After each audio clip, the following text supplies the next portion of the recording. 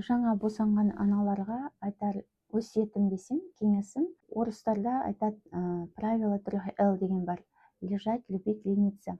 Ал біз қазақша айтсақ, ол жату, жалқаулану және жақсы көру.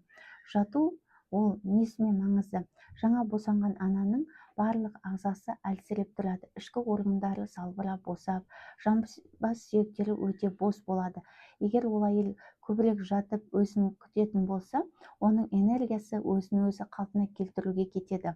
Ал егер әйел жатпай тұрып, үйдің тірлігімен айналысса, әрине жаңағы бос салбырап тұрған органдар төмен түсу қаупі өте жоғары. Екінші, жақсы көру.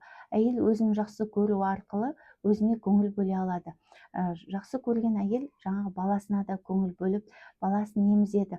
Бұл бағытта окситоцин гормоны себепті сүт көп келіп балада қарны тоқтық болады. Әйелдің көңілі тұрақты болады, эмоциялық толқулар аз болады.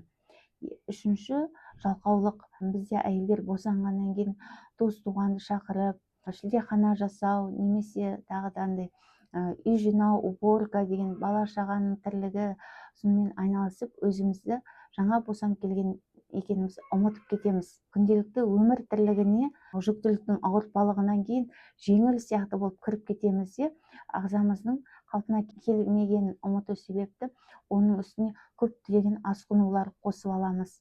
Босап тұрған органдар төмен түседі, төмен түскеннен кейін зәр ұстамау, жаңағы выпадение матки дейді, жаңағы запор, геморрой, одан да басқа көп проблемалар туындай бастайды.